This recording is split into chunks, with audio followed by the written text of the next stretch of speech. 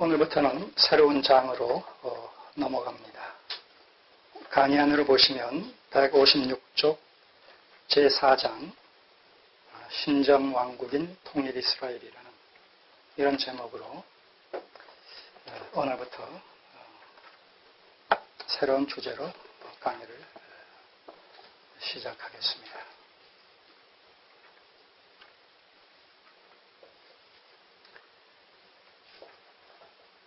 창세기 50장까지의 내용을 통해서 특별히 아브라함과 맺어주신 아브라함 언약 중에 자손 언약의 내용들이 계속 성취되어지는 모습을 저희들이 살펴보았습니다. 특별히 애굽을 비롯해서 인근 전에 말할 수 없는 이런 그 기근이 임해지는 것을 통해서 가나안 땅에 야곱의 70인 식구가 애굽으로 이주를 하게 되고 애굽의 고센 땅에서 생육하고 번성해 나감으로 말미암아 아브라함 언약 속에 너의 후손들이 하늘의 별같이 바닷가의 모래알같이 많아질 것에 대한, 그리고 아브라함과 또 노아에게 약속하셨던 생육하고 번성할 것에 대한 자손 언약에 대한 성취의 내용이 그러한 방식으로 야곱의 70인 식구가 거의 출애굽하는 과정 속에서 200만 이상 내지는 300만 정도의 하나의 민족으로, 국가로 성장되어지는, 형성되어지는 이런 내용 속에서 하나님의 아브라함에 대한 자손 언약의 성취가 구체화되어지는 것을 저희들이 이제 살펴보게 될 겁니다.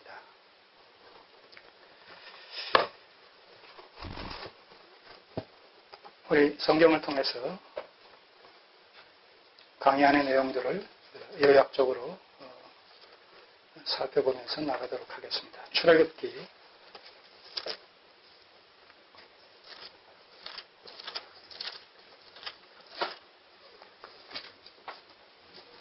'그렇기 때문에 끊임없이 우리가 성경을 상고해 나갈 때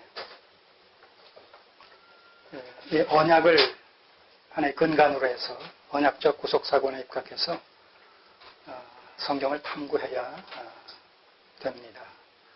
성경이 그러한 어떤 프레임 속에서 기록이 되어 있기 때문에 같은 방식으로 접근을 하게 될 때 저자의 그 의도, 성령님의 의중과 하나님의 본의에 깊이 접촉이 될 수가 있는 겁니다. 자, 출애굽기 1장 1절 이하를 보시면 야곱과 함께 각기 권속을 데리고 애굽에 이른 이스라엘 아들들의 이름은 이러하니라. 그래서 야곱의 12 아들들의 이름이 소개가 됩니다. 5절에 이미 애굽에 있는 요셉까지 야곱의 혈속이 모두 70이었더라. 요셉과 그의 모든 형제와 그 시대 사람은 다 죽었고 이스라엘 자손은 생육이 중다하고 번식하고 창성하고 심히 강대하여 온 땅에 가득하게 되었더라. 자, 이런 표현이 뭡니까? 바로 아브라함 언약 중에 자손 언약이 구체적으로 성취되고 있다는 사실을 지금 출애굽기서 기자는 시사를 하고 있는 것이고, 나아가서 생육하고 번성하고 번성해서 땅에 충만하라고 말씀하고 있는 이런 아담 언약, 아담의 문화명령적 창조 언약, 그리고 노아의 보존 언약의 내용들이 이렇게 아브라함과 이삭과 야곱을 중심으로 해서 구체적으로 성취되고 있는 이런 모습들을 우리가 발견하게 되는 것이죠. 언약을 붙들고 성경 속을 들어가야 된다는 거예요. 그런 의미에서 출애굽기서는 창세기의 연속이다. 창세기에서 지금 아브라함의 자손 언약이 구체적으로 성취되어지고 있는 그 연장선상에서 지금 출애굽기서가 진행되고 있다는 사실을 우리가 살펴볼 수가 있겠습니다. 자, 그러니까 출애굽기서도 계속해서 아브라함 언약 중에 무슨 언약의 성취 내용이 기록되고 있을까요? 네? 자손 언약. 자손 언약. 하나님께서는 이 자손 언약을 구체적으로 성취시켜 나가시기 위해서 이제 때가 찰 때에 이스라엘 민족들을 애굽에서부터 구출해 내시기 위해서 지도자를 지목하시지요. 누가 지목이 됩니까? 네, 모세가 지목이 되어집니다. 모세가 지목되어지기 전에 우리 출애굽기 1장에서 계속해서 어떤 내용이 소개됩니까? 이스라엘 민족들이 이렇게 애굽에서 생육하고 번성하여 중다해지는 이런 그 사건과 더불어서 요셉을 알지 못하는 왕이 등극을 하게 되죠. 그것이 무엇을 의미합니까? 지금 정변이 일어났다는 거예요. 정변이 일어나서 요셉에게 호의적이었던 왕이 이제 축출당하고 뭐 어떤 식으로 축출당했는지 모르겠습니다. 이제 요셉을 알지 못한다는 얘기는 실제적으로 알지 못한다는 것이 아니라 호의적인 이런 관심을 갖고 있지 않는 정변에 의해서 이 왕권을 탈취했으니까 전에 왕과 연관되어졌던 모든 사람들은 다 그 정적이 되지 않겠습니까? 그런 면에서 이제 요셉을 알지 못하는 이런 표현을 쓰는 것이죠. 자, 그런 왕이 등극을 하면서 이스라엘 민족에 대한 이런 부담감을 느끼게 되죠. 생육하고 번성하는 저들을 보면서 저들이 하나의 화근이 되어질 것을 염려해서 저들을 철저히 이제 관리하게 되는 것이죠. 그 일환으로 남자아이가 태어나거든 다 죽여버리라고 16절에 보시면 1장 16절에 보시면 15절에 애굽 왕이 히브리 산파 십부라라 하는 자와 부하라는 자에게 일러 가로되 너희는 히브리 여인을 위하여 조산할 때에 살펴서 남자애든 죽이고 여자애든 그는 살게 두라. 자, 이런 그 영아 살해 명령을 바로가 내립니다.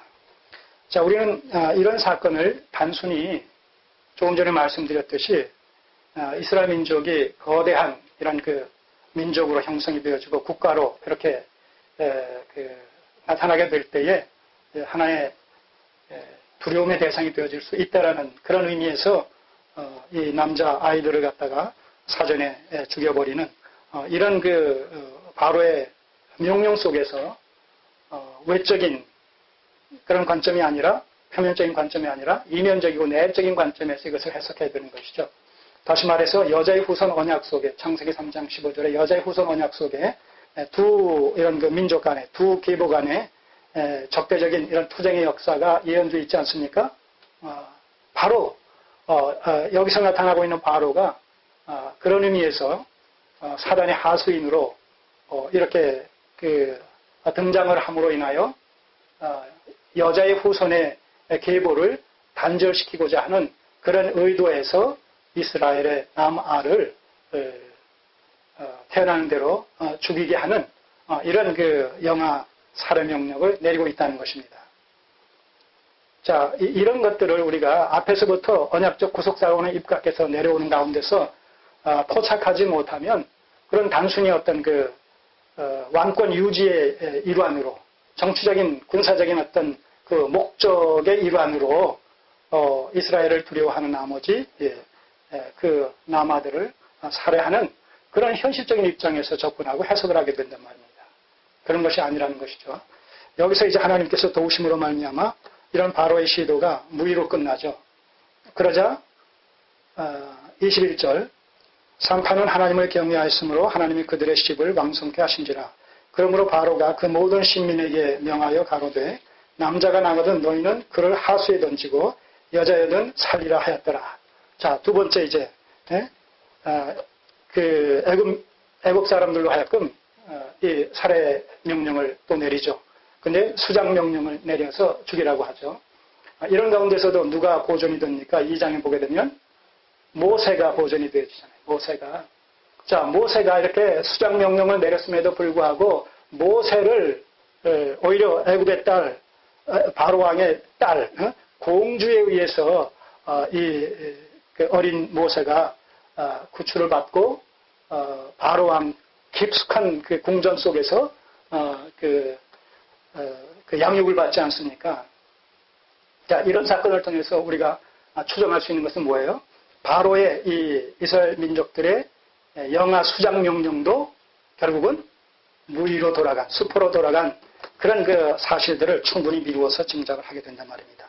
자, 이렇게 해서 이제 바야흐로 모세가 애굽의 왕궁에서 모든 애굽의 이런 그 지식과 학문과 모든 이런 그 교육을 다 섭렵을 하면서 거의 차기 왕의 어떤 그 반열에 이를 정도로 그렇게 이제 준비된 자로 이렇게 자라가는 모습을 보게 되죠. 자, 그런 가운데서 모세가 그 노역 현장에 나와서 노역을 하고 있는 그런 이스라엘 민족, 유다 민족이 자기 민족인 것을 알지 않습니까? 그런 가운데서 불필요하게 간섭을 함으로 말미암아서 사람을 죽이게 되고 그것이 빌미가 되어져 가지고 미디안 광야로 내어 쫓겨가는 이런 그 내용들을 우리가 계속해서 출애굽기서를 통해서 살펴보고 있습니다. 그러나 그러한 사건들은 표면적인 사건이고 이면적인 입장에서 접근할 때 그러한 그 모세의 그 초기의 어떤 생애라는 것이 철저히 하나님의 주권에 의해서 섭리적으로 진행되고 있다는 사실을 우리가 염두에 둘 필요가 있습니다. 다시 말해서 하나님께서 모세를 쓰실 때에 철저히 자기 부인을 시키신다는 것이죠. 그가 현실적으로 애굽의 그 왕자의 이런 그 반열에 서 있고 모든 이런 그 문물을 두루 갖춘 명실상부한 이런 차기 그 왕의 반열에 서 있는 그런 입장에서 하나님의 일을 감내할 수가 없다는 것이죠. 철저히 자기 부인이 되어질 때에 진정한 의미의 주님의 제자가 되어질 수 있다라는 이런 성경 전체적인 맥락 속에서 봤을 때 그는 하나님으로 말미암아 직접적으로 훈련을 받을 수밖에 없는 것이죠. 자기 부인을 위해서. 그래서 이제 그러한 사건을 통해 가지고 미디안 광야로 도주를 하게 되고 거기서 40년 동안 이 목동의 이런 그 신분으로 살아가는 것을 통해서 철저히 자기 부인의 이런 그 훈련을 받게 되어지는 모습을 보게 됩니다. 그래서 주님께서 그를 부르셔서 출애굽 이 사역의 지도자로 삼고자 하셨을 때에 모세가 뭐라고 얘기합니까? 내가 입이 둔해서 내가 감히 그런 일을 어떻게 합니까? 그럴 정도로 낮아졌다는 거예요. 낮아졌다는 거예요. 오늘 우리가 그렇습니다. 하나님의 일을 우리가 감당할 때에 내 지식과 내 경험과 나의 그 어떤 것을 가지고 그 하나님의 사역을 감당하는 것이 아니죠. 하나님께서 우리를 부르실 때에 나의 있는 모습 그대로를 통해서 하나님의 뜻을 이루시며 하나님의 나라를 이루 나가실 때에 우리를 도구로 사용하시려고 하는 것이 아니지요. 우리를 부르셔서 철저히 우리를 부인케 하시죠. 부인케 하시죠. 나는 무지하고 무능하고 무력하다는 것을 절감케 하시고 그리고 그런 절감케 하는 그런 심정 속에서 하나님으로만이 하나님의 은혜만이 나 됨입니다 라는 사실을 고백하게 하시는 그래서 철저히 자기를 부인하고 자기 십자가를 지는 그런 수준에까지 내려갈 때에 주께서 우리에게 주님의 사역을 맡기신다는 것이죠. 그렇게 될 때 우리가 어떤 일을 했다라고 했을 때 그런 그 일의 결국을 누구에게 돌립니까? 자기에게 돌리는 것이 아니라 하나님께 하나님의 영광으로 돌려드리게 되는 것이죠. 자, 이런 그 사실들을 모세를 들어 쓰시는 주님의 이런 사역 속에서 우리가 발견을 하게 됩니다. 그러나 바로는 이 모세와의 대면을 통해서 즉각적으로 이스라엘 백성들을 돌려보내는 것이 아니죠. 여러 가지 이제 밀고 당기는 이런 그 줄다리기를 하는 가운데 마침내 10가지 재앙을 통해서 특별히 10번째 재앙, 장자 살해 사건이라는 이런 그 초유의 사건을 통해서 바로가 손을 들고 이스라엘 백성들을 이제 내보내는 출애굽 사건이 바야흐로 진행이 되어지는 모습을 보게 됩니다. 자, 우리 12장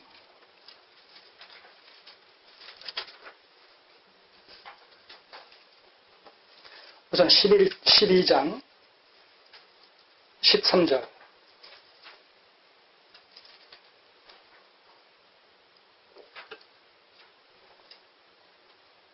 내가 애굽 땅을 칠 때에 그 피가 너희의 거하는 집에 있어서 너희를 위하여 그 표적이 될지라. 내가 피를 볼 때에 너희를 넘어가리니 재앙이 너희에게 내려 멸하지 아니하리라. 자, 그래서 6월절이라는 거예요. 네. 패스오버, 넘어간다는 거예요. 너희는 이날을 기념하여 여호와의 절기를 삼아 영원한 규례로 대대에 지킬지니라.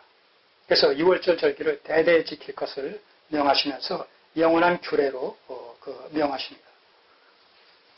자, 이 6월절 규례를 영원한 규례로 말씀하시는데 오늘날 이 6월절 규례는 어떤 방식으로 우리에게 영원한 규례로 또한 원리적으로 계속 계승되고 있습니까? 6월절 규례를 영원한 규례로 대대에 지키도록 그렇게 명하셨는데 신약시대에는 이것이 어떤 방식으로 우리에게 그 영원한 규례로 계승되고 있습니까? 성찬식이죠. 성찬식. 주님께서는 십자가에 달려 돌아가시기 전날 밤에 마지막 6월절 예식을 잡수시면서 이 6월절 예식을 성찬식으로 대체시키지 않습니까? 자, 여기 잠깐 손을 넣으시고 누가복음 22장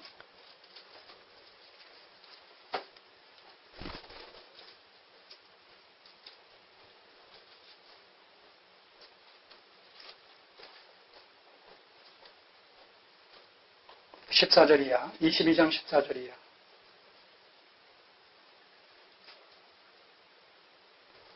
때가 이르매 예수께서 사도들과 함께 앉으사 이르시되 내가 고난을 받기 전에 너희와 함께 이 6월절 먹기를 원하고 원하였도다.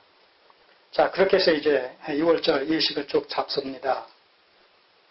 그 다음에 19절 또 떡을 가져 살해하시고 떼어 저에게 주시며 가라사대 이것은 너희를 위하여 주는 내 몸이라. 너희가 이를 행하여 나를 기념하라 하시고 그 다음에 저녁 먹을 후에 잔도. 이건 이제 성찬식이지요. 그러니까 앞에 6월절 예식을 이제 폐하시고 성찬 예식을 제정하십니다. 성찬 예식은 다른 말로 얘기하면 뭐죠? 새 언약이죠. 자, 이렇게 해서 6월절 예식과 6월절 예식이 6월절 규례가 영원한 규례로서 신약의 성찬 예식으로 바뀌어졌다라고 했을 때에 6월절 규례와 성찬 예식 속에 담겨진 신학적 상응성은 뭡니까? 신학적 일치성은 뭐예요? 그 신학적인 상응성과 일치성이 있기 때문에 6월절 규례가 성찬 예식으로 대체가 될 수 있다 하는 것이지요. 둘 사이에 연속성이 뭐예요? 대속적이라니 대속적. 대속사역. 대속사역. 6월절은 6월절 어린 양으로, 성찬 예식은 바로 어린 양 되신 예수 그리스도의 그 구속사건 아닙니까? 이 대속사건, 대속사역. 6월절 규례와 성찬 예식 속에 담겨진 신학적 상응성의 그 주제는 바로 대속이다. 구속이다. 자, 그렇게 됨으로 말미암아 신약시대에 구약의 6월절 규례는 신약의 성찬 예식을 통해서 원리적으로 신학적 원리 속에서 계승되고 있다 하는 얘기입니다.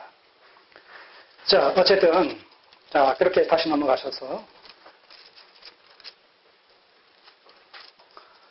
이 6월절 예식을 통해 6월절을 통해서 어린 양의 그 죽음을 통해서 그 피가 문주하고 설주와 임방에 발라진 이런 그 집을 죽음의 사자가 넘어감으로 말미암아 이스라엘 백성들과 그들과 함께했던 모든 사람들은 살림을 받고 그러하지 못한 피해 징표가 없는 그런 그 집의 자녀들은 마지가 사람은 물론 짐승이 이르기까지 다 죽어버리는 이런 그 놀라운 엄청난 이런 그 사건이 일어나게 됨으로 말미암아 바로도 두 손을 들고 이제 이스라엘 백성들을 모세에게 내주게 되죠.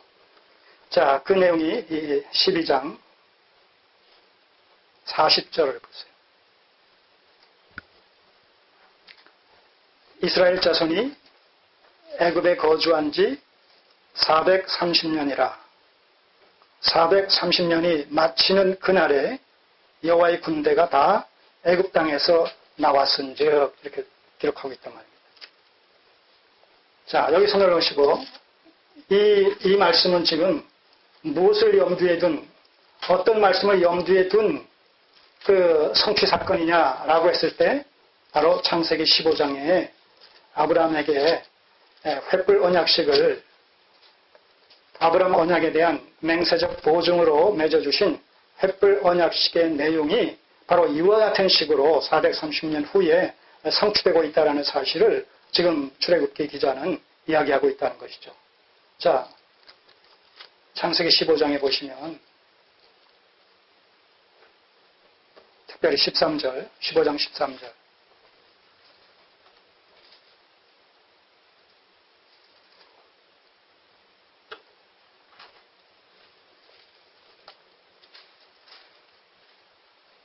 (15장 13절) 여호와께서 아브라함에게 이르시되 너는 정녕 알라 네 자손이 이방에서 계기되어 그들을 섬기겠고 그들은 400년 동안 네 자손을 괴롭게 하리니 그 섬기는 나라를 내가 징치할지며 그 후에 네 자손이 큰 재물을 이끌고 나오리라. 너는 장수하다가 평안히 조상에게로 돌아가 장사될 것이요 네 자손은 4대 만에 이 땅으로 돌아오리니.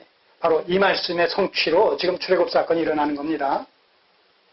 그런데 횃불 언약식에는 이런 이방에 계기되었다가 4대 만에 가나안 땅으로 다시 돌아올 것 외에 또 한 가지의 약속이 되어 있죠. 그것이 지금 그 다음에 이는 아모리 족속의 죄악이 아직 관용치 아니함이니라.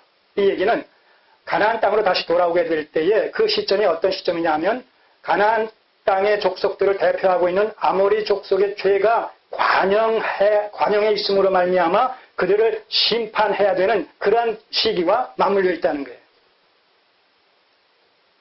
이스라엘 민족이 출애굽해서 가나안 땅에 돌아오는 약속의 땅 가나안 땅으로 다시 돌아오는 그 시기는 그 시점은 바로 가나안 땅에 가나안 족속들의 죄가 관영해서 하나님께서 저들을 심판하실 수밖에 없는 그때와 맞물려 있다는 거예요. 그러니까 이스라엘 백성이 가나안 땅에 하나님의 그 약속의 말씀으로 말미암아 성취로 말미암아서 가나안 땅을 취하게 되는 그것은 가나안의 죄로 말미암아 관영한 가나안의 족속들을 전쟁의 방식을 통해서 정복함으로 말미암아 심판하는 방식을 통해서 가나안 땅을 차지하게 되는 그런 그 결과가 이르게 될 것이라는 것입니다. 자, 이렇게 해서 다시 넘어오셔서 이스라엘 자손이 애굽에 거주한 지 430년이라 441절 430년이 마치는 그날에 여호와의 군대가 다 애굽 땅에서 나왔다. 자, 여기서 이 표현을 보세요. 41절에 430년이 마치는 그날에 출애굽기 12장 41절에 430년이 마치는 그날에 이런 표현이 의미하는 바는 하나님께서는 선 약속하시고 선 언약하시고 후 성취하실 때에 후 성취하시는데 그 성취하시는 그 시점은 약속하신 그 약속의 말씀을 정확하게 때가 될 때에 성취하시는 언약에 신실하신 하나님이시다 라는 사실을 여기서 강조해서 성경 독자들에게 지금 시사하고 있는 것입니다. 430년이 마치는 그날에 이것은 이스라엘 백성들이 울며 아우성 치면서 빨리 해방시켜달라고 해서 그날이 안겨지는 것도 아니고 태만해가지고 나태해서 게을러서 빨리 구원해달라고 얘기하지 않는다고 해서 그날이 지연되는 것이 아니라는 거예요. 여러분, 오늘 우리의 기도가 하나님을 향한 성도님들의 기도가 울며 불며 그것도 안 돼서 그것도 급해 맞아가지고 금식을 하면서 그 금식도 하루 이틀이 아니라 일주일, 20일, 사흘, 40일 한다고 해서 그 기도가 빨리 응답이 되어지고 그렇지 않는다고 해서 늦게 응답되어지는 것이 아니란 말입니다. 하나님은 절대 주권자다라는 이 사실이 의미하는 바가 뭡니까? 하나님께서 절대 주권자다라는 것은 만물과 만사를 기뻐하시는 뜻 가운데 주관해 가신다는 거예요. 절대 주권자라는 것은 인간에 의해서 하나님의 뜻이 좌우되어질 수 없는 분이라는 거예요. 우리가 자꾸 착각을 해요. 운운하에 젖준다라는 이런 어떤 습관에 우리가 익숙해져 있기 때문에 달라 다고 울며 떼쓰고 부르짖으면 하나님께서 빨리 응답해 주시는 줄 알고. 자, 이런 신앙을 일컬어서 어떤 신앙이라고 얘기합니까?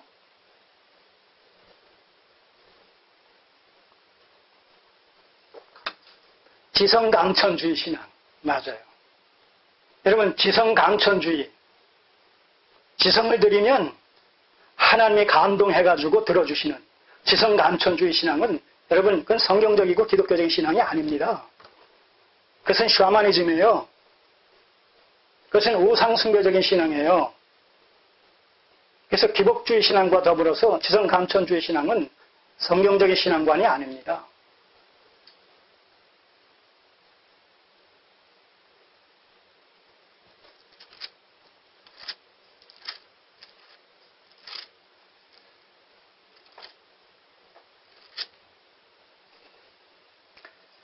자, 이런 질문을 하실 수 있어요. 출애굽기, 여기 손을 놓으시고 출애굽기 2장을 보세요.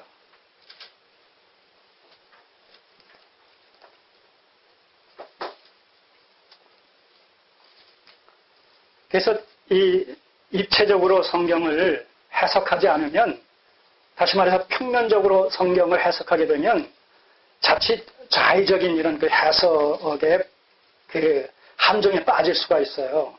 알미니안적인 이런 해석에 빠질 수가 있단 말입니다. 성경은 평면적으로 해석하면 안 돼요. 입체적으로 해석을 하셔야 돼요. 표면적이고 이면적인, 이 양면적인 것을 갖다가 공히 우리가 알고 있어가지고 접근을 해야지, 단편적으로 어느 하나만 알게 되면 함정에 빠지게 돼요. 자, 2장 23절 보시면, 여러 해 후에, 이제 출애굽 사건과 관련되어진 얘기입니다. 여러 해 후에 애굽 왕은 죽었고 이스라엘 자손은 고욕으로 인하여 탄식하며 부르짖으니 그 고욕으로 인하여 부르짖는 소리가 하나님께 상달한지라. 하나님의 그 고통 소리를 들으시고 아브라함과 이삭과 야곱에게 세운 그 언약을 기억하사 이스라엘 자손을 권념하셨더라. 자, 여기서 보면 이스라엘 백성들을 불쌍히 여기셔서 아브라함과 이삭과 야곱에게 약속하신 그 언약을 성취시켜 주셔야 되겠구나라고 하나님이 생각하게 된 이유가 뭐로 지금 나와 있어요? 이스라엘 백성들이 그 고욕으로 인하여 탄식하며 부르짖는 소리가 하나님께 상달했기 때문에 하나님께서 아이고 내 백성들이 저렇게 힘들어하는구나. 그러면 이제 아브라함에게 이삭에게 야곱에게 약속했던 그 약속을 성취시켜 줘야 되겠구나. 이런 식으로 이걸 해석하게 된단 말입니다. 이걸 문자적으로 해석하면. 그러면 선 뭐예요? 선 이스라엘 백성들의 탄식, 부르짖음. 후 하나님의 언약 성취 이렇게 된단 말입니다. 아니란 말이에요. 그게 여기서 표면적과 이면적을 따져야 돼요.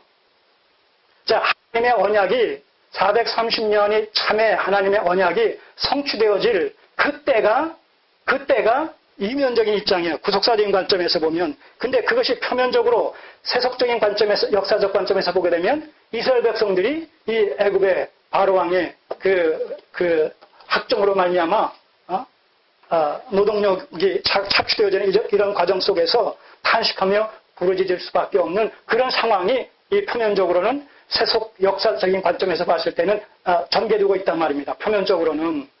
그러면서 동시에 이면적으로는 그것이 바로 하나님의 언약의 성취의 때가 필요 충분 조건이 충족된 그런 시기와 맞물려 있단 말입니다. 그래서 뭐라고 말씀드렸어요? 세상 역사의 본질은 하나님의 구속사요. 하나님의 구속사는 세상 역사를 수단과 방편 삼아 진행된다. 바로 이 원리를 여러분들이 놓치시면 안 된단 말입니다.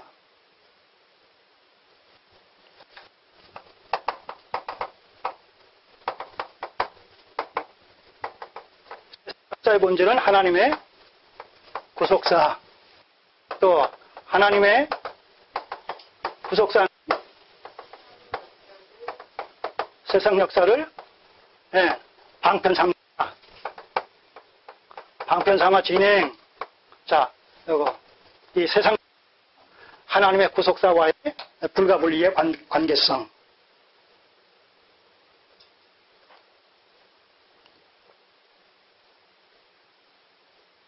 자, 그러니까 이스라엘 백성들이 살려주십시오, 살려주십시오 해서 하나님께서 측은지심이 들어가지고 왜 살려줘야 되겠구나, 내 백성인데, 저들의 조상인 아브라함과 이삭과 야곱에게 약속한 그 약속을 생각하면서 이제 해야 되겠구나, 구출해 줘야 되겠구나, 그런 의지의 결단으로, 하나님의 의지의 결단으로 말미암아 되어진 것이 아니라 하나님의 구속사는 세상 역사를 방편 삼는단 말입니다. 그래서 세상 역사적 관점에서 봤을 때는 저들이 울며 부르짖는 거예요. 살려주십시오, 살려주십시오. 우리를 구원해 주십시오. 더 이상 이 학정을 견디지 못하겠나이다. 그런 세상 역사의 진행을 본단 말입니다. 그런데 이면에 보면 하나님의 구속사는 이제 430년이라는 때가, 정해놓으신 때가 찼단 말입니다. 그래서 그 12장에 430년이 마치는 그날에 이렇게 되는 거예요. 하나님의 구속사는 세상 역사를 방편 삼는다. 도구 삼는다. 오늘도 마찬가지예요. 이 대한민국의 역사는 뭐예요? 하나님의 구속사다, 세속사다. 세속사인데 이 세속사는 지금 대한민국의 역사도, 세속사로서 대한민국의 역사도 하나님의 구속사를 이루어 나가시는 일에 지금 수단과 방편과 도구로 사용되어지고 있단 말입니다.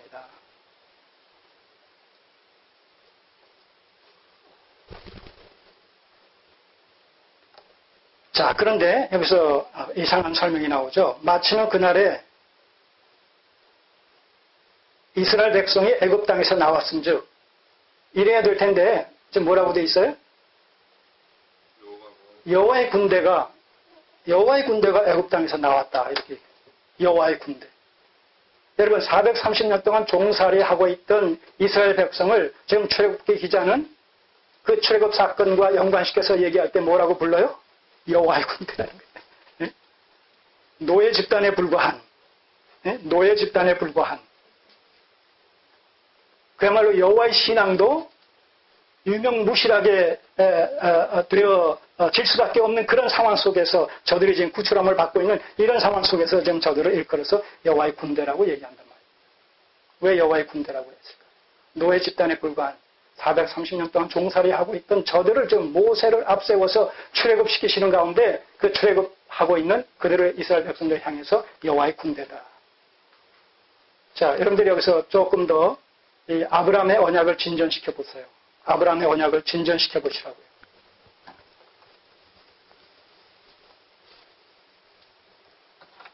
자, 아브라함 언약에서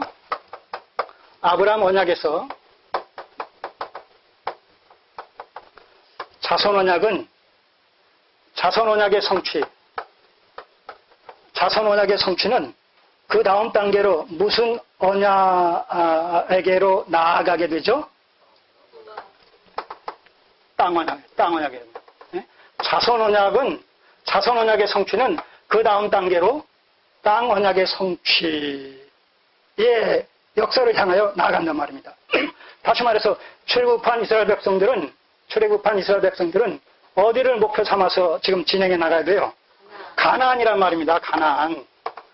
자, 가나안을 향해서 진군해 나가야 된다는 얘기는 땅 언약의 성취와 깊이 연관되어 있단 말입니다.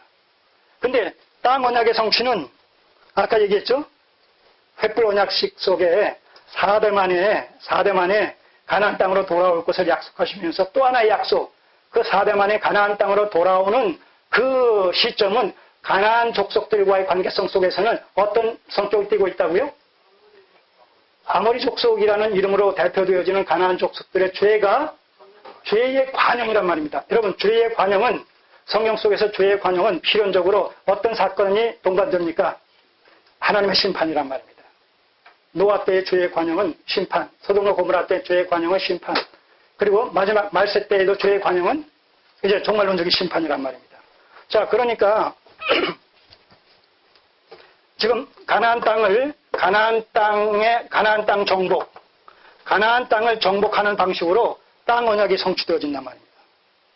그럼 가나안 땅을 정복하는 방식으로 땅 언약이 성취되어졌을 때 이스라엘 백성들은 가나안 땅을 정복하는 어떤 입장이 되는 거예요? 하나님의 군대가 되죠. 그래서 여호와서에 보게 되면 이스라엘 백성들의 이 가나안 족속들과의 전쟁을 일컬어서 뭐라고 그래요? 성전이라고 그러잖아요. 예. 홀리 워라고 성전이라고 그런단 말이에요. 그러니까 지금 출애굽기서 저자가 430년이 마치는 그날에 여호와의 군대가 애굽 땅에서 나왔다는 얘기는 애굽 땅에서 나온 출애굽 사건 자체로서 끝나는 것이 아니라 아브라함 언약 속의 다음 약속인 땅 언약의 성취를 향하여 가나안 땅으로 진군에 들어가서 전쟁의 방식으로 저들을 정복함으로 말미암아 가나안 땅을 차지하는 것으로 땅 언약이 성취되게 돼 있기 때문에 출애굽한 이스라엘 백성들은 노예 집단에 방불 하지만 그의 미래적인 관점에서 저들을 해석하게 될 때 하나님의 군대임의 틀림이 없다는 거예요.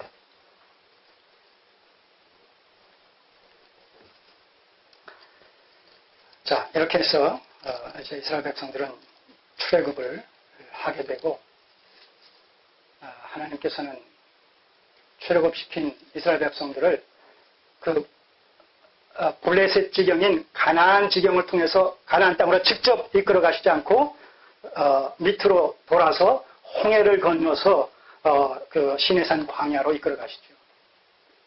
왜 그렇게 그 우회를 시키느냐라고 했을 때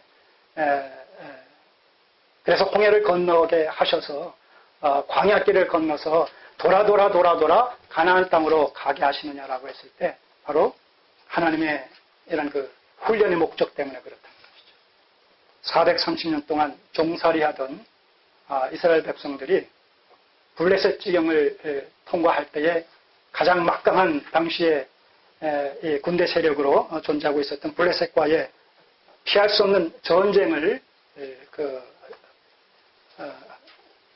시작하게 될 텐데 거기서 이 노예 집단이 전쟁에서 승리할 수 있겠습니까? 저들을 훈련시킬 목적으로 이제 그 우회시키시는 것이죠. 그래서 홍해를 도와 마른 땅같이 그렇게 건너게 하시죠.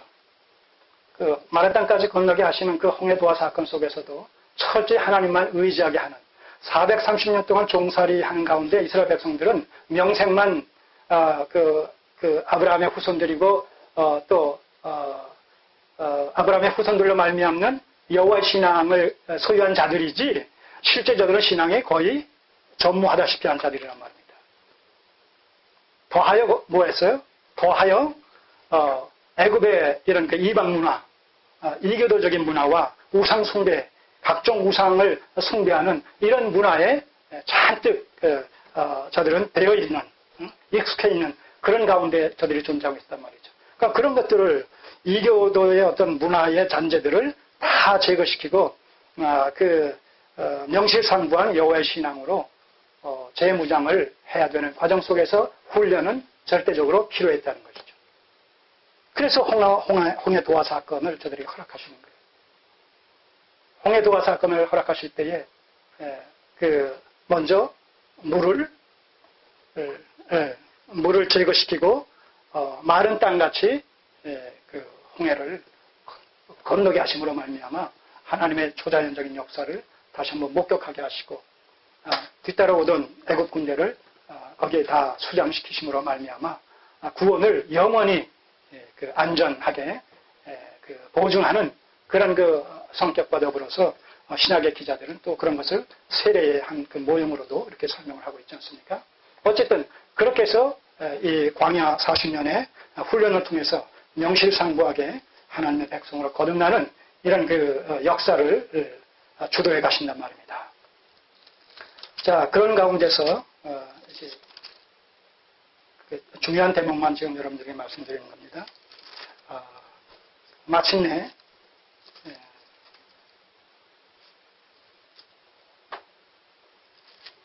시내산 가까이 옵니다. 자, 20장을 보세요. 하나님께서 시내산에서 십계명을 하사하시는 내용이 20장에서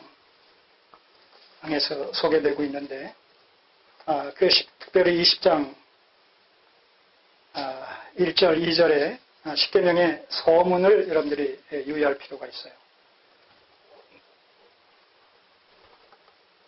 하나님이 이 모든 말씀으로 일러 가라사대 나는 너를 애굽 땅 종되었던 집에서 인도하여 낸 너희 하나님 여호와로라. 자, 이것이 전제가 되어져요. 그러면서 그 다음에 너는 나 외에는 다른 신들을 내게 있게 말지니라 하면서 쭉 십계명의 내용이 나옵니다. 십계명은 이스라엘 백성들에게 주신 모든 그 율법과 규례와 그런 것에 대한 그 대표성을 띠고 있죠. 자, 십계명을 주시기 전에 그 서문에 나는 너를 애굽 땅 종되었던 집에서 인도하여 낸 너희 하나님 여호와로라. 그러면서 십계명을 말씀하시고 순종을 요구하십니다.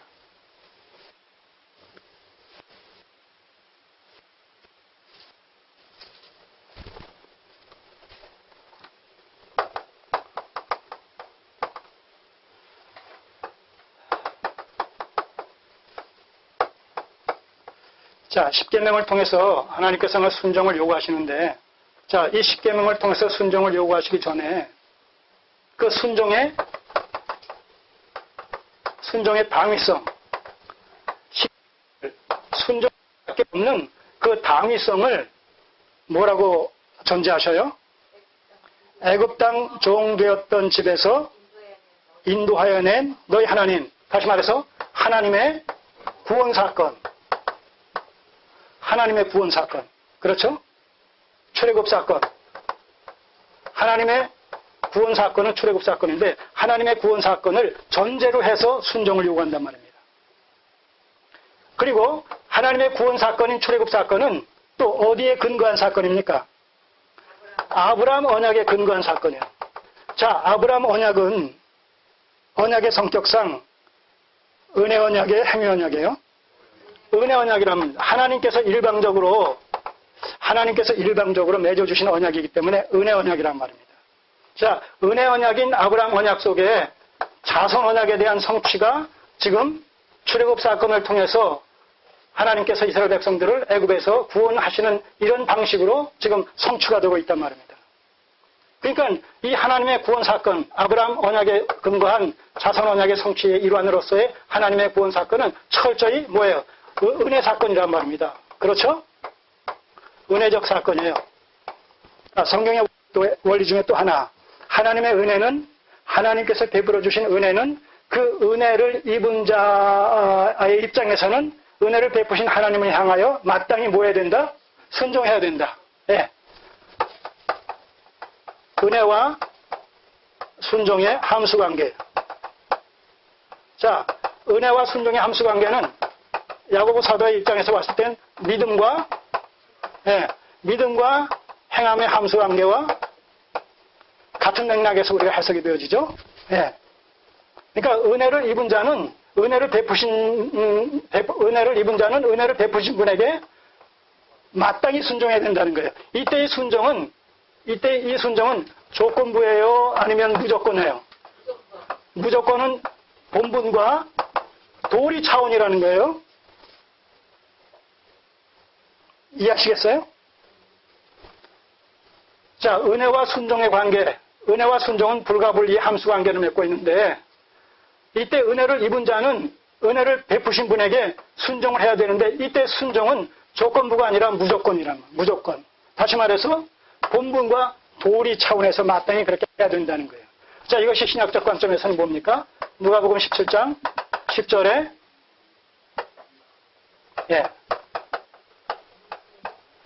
무익한 종의 고백, 무익한 종의 신앙이란 말입니다. 기독교 신앙은 모름지기 내가 구원받았다. 기가 막힐 주의로부터 하나님의 은혜로 말미암아 구원받았다라는 사실은 구원받은 자로 하여금 구원을 베푸신, 은혜로 베푸신 하나님을 향하여 뭐예요? 순종을 요구하고 순종을 하게 하시는데 그때의 순종은 조건보다 무조건적이다. 무조건적이다. 다시 말해서 본분과 도리 차원에서. 왜 본분과 도리 차원에서요?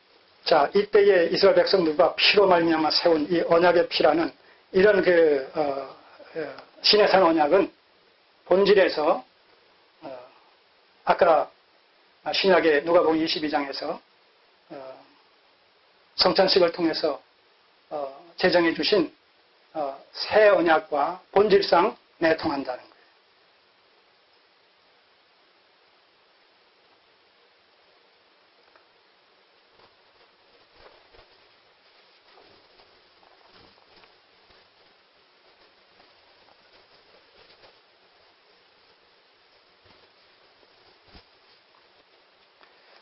자, 그렇기 때문에 이 십계명으로서의 그 하나님의 요구는 복을 받기 위해서 십계명에 순종하는 것이 아닙니다.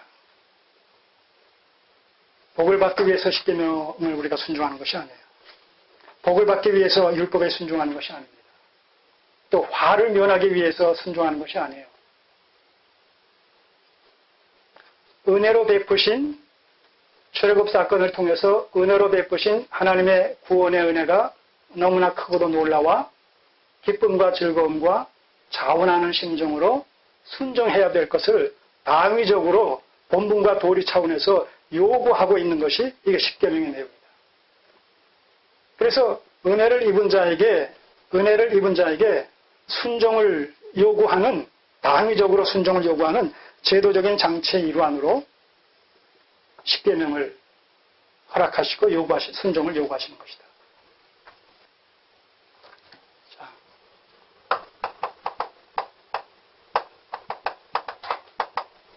출애굽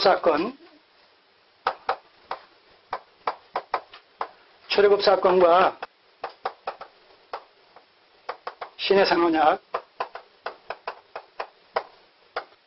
자, 출애굽 사건과 시내산 언약의 관계.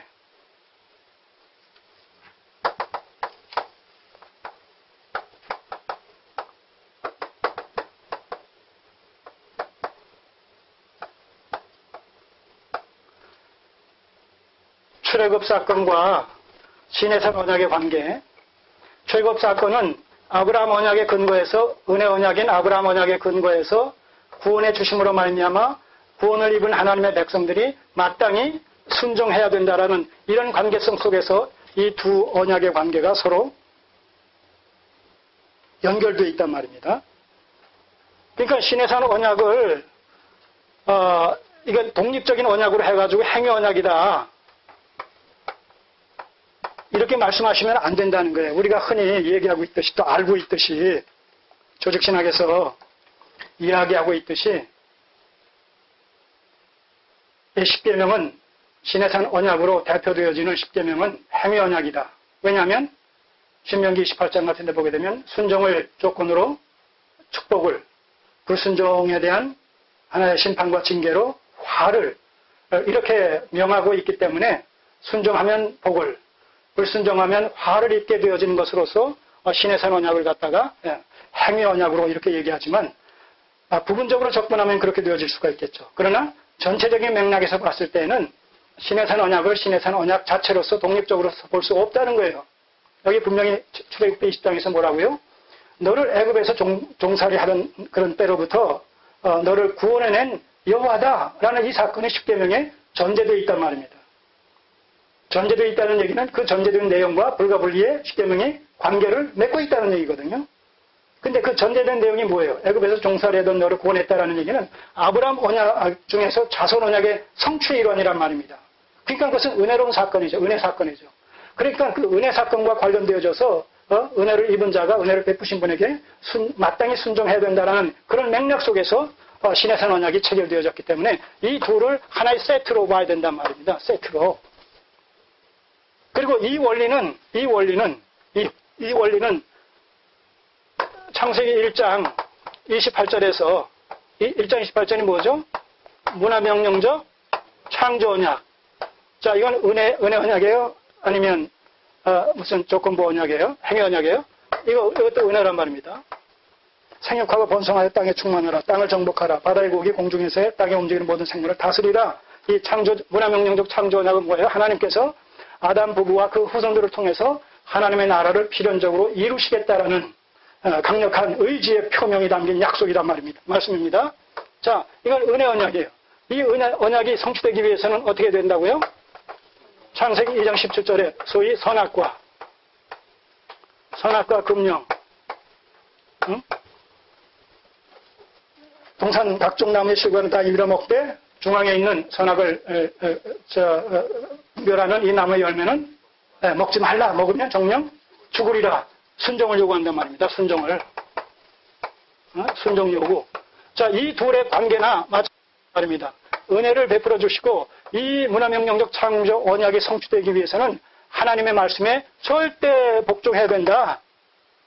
너희들은 피조물이기 때문에 창조주이신 하나님의 말씀에 절대 순종하는 것을 통해서 하나님의 뜻이 이루어진다. 그런 의미에서 이 선악과 금령도 이 시내산 십계명으로 대표되는 시내산 언약과 같은 맥락 속에서 이것도 독립된 행위 언약으로 보면 안 된단 말입니다. 이 앞에 있는 은혜 언약에 부속되어진 은혜 언약이 요구하고 있는 순종을 관장하는 제도적 정치의 역할로서 주어진 선악과 금령 또는 아담 언약, 이것과의 불가분리의 관계성 속에서 생각해야 된단 말입니다. 자, 이런 맥락 속에서 성경에 계시된 하나님의 언약은 본질상 은혜 언약과 행위 언약이다. 또는 은혜 언약 뿐이다. 둘 중에 어떤 거예요? 예? 그러므로 이런 맥락 속에서 봤을 때, 그러므로 성경에 계시된 하나님의 언약은 본질상 은혜 언약과 행위 언약으로 구분되어 있다. 둘로. 아니면 행위 언약 하나뿐이다. 어떤 거예요? 하나님의 언약은 행위 언약 하나뿐이에요. 은혜 언약 하나뿐이에요. 예. 이렇게 얘기하고도 몰라요. 지적해주지 않으면 그냥 제 소리 한 줄 알고 지나간단 말이에요. 갈수록 이런 실수가 잦아져요. 늙는다는 증거겠죠. 언약은 본질상 은혜 언약이에요. 여러분, 하나님과 인간 사이에 도대체 행위 언약이라는 것이 있을 수 있겠습니까? 인간이 하나님의 언약을 어떻게 행위적으로, 조건부적으로 지켜요? 지킬 수가 없죠. 하나님께서 일방적으로 베푸신 언약이에요. 은혜 언약. 그런데 그 은혜 언약은 성격상 순종을 요구한단 말입니다. 그 순종을 요구함으로 말미암아 순종을 요구하는데 그 순종을 할 수 있어요, 없어요? 순종을 할 수 없음으로 말미암아 은혜 언약 속에 담긴 은혜가 더욱 은혜되게 한단 말입니다. 그래서 범사에 하나님을 인정하고 하나님의 은혜로만 살 뿐입니다. 그렇게 고백하게 만든단 말입니다. 하나님께서. 그래서 모든 그 감사와 찬양과 영광을 누구에게 돌리게 돼요? 하나님께 돌리게 되는 거예요. 그래서 자, 여기까지 하고 일단 마치겠습니다.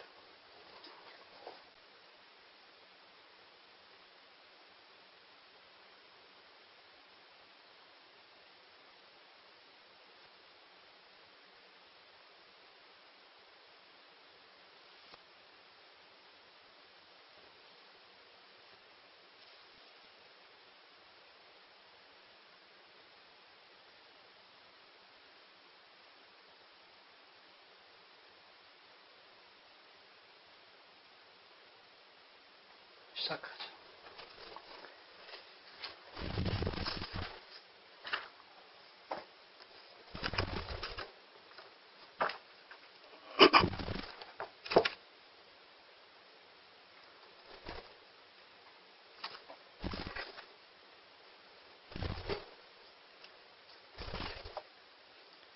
(49쪽을) 한번 보세요. 강의한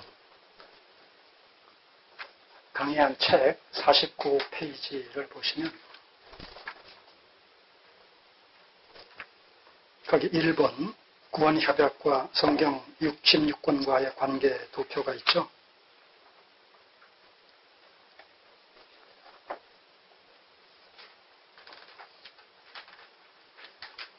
그 맨 밑에가 에베소서 1장 4절에서 14절까지 창세전 구속경륜, 삼위 하나님의 구속경륜, 그것이 모든 하나님의 계시와 또 언약의 뿌리가 되는 것이죠.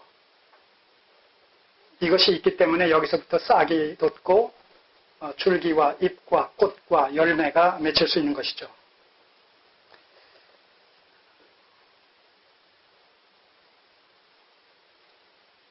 그 창세전 구속 경륜이 창세기 1장, 2장, 3장과의 불가분리의 관계성을 맺고 있다는 사실을 우리가 제1장에서 이미 살펴봤습니다. 그리고 창세기 4장에서 50장까지 내용 중에서 특별히 4장에서 11장까지가 인류의 초기 역사 속에 담겨진 이런 하나님의 구속사의 진행이라는 그런 맥락으로 2장으로 살펴봤죠. 그리고 12장에서부터 50장까지 12장부터 창세기 50장까지 이제 구속사의 분수령이라는 아브라함 언약을 중심으로 해서 진행되어지는 구속사의 분수령이라는 그런 또 제목으로 해서 제3장이라는 주제로 살펴를 봤습니다. 자, 계속해서 우리가 그 위에 출애굽기, 레위기, 민수기, 신명기가 나오잖아요. 창세기로부터 시작해서 출애굽기, 레위기, 민수기, 신명기까지를 우리가 일명 뭐라고 얘기합니까? 네, 모세오경이죠. 그래서 언약적 구속사건에 입각해서 봤을 때 모세오경까지, 창세기에서 신명기까지가 아브라함 언약 중에 특별히 자손 언약과 관련되어진 이런 주제가 계속되어집니다.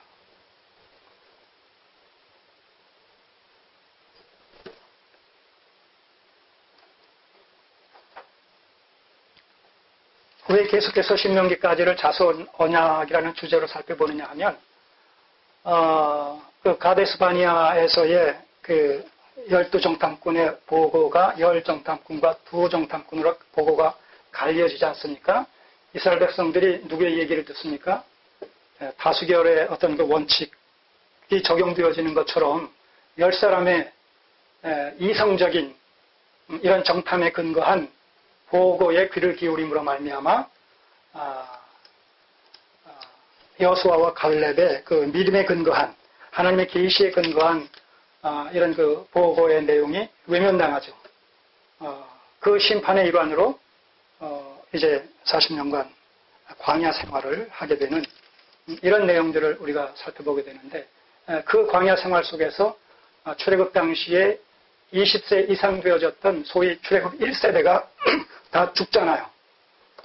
그리고 2세대가 이제 출발을 해서 가나안 땅을 정복하게 되지 않습니까?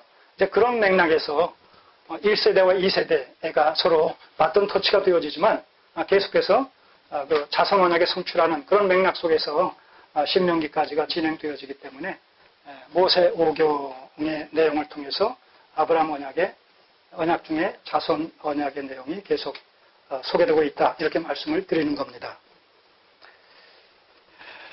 자, 다시 성경으로 돌아오셔서 출애굽기 다음에 자, 그러니까 이 출애굽기에서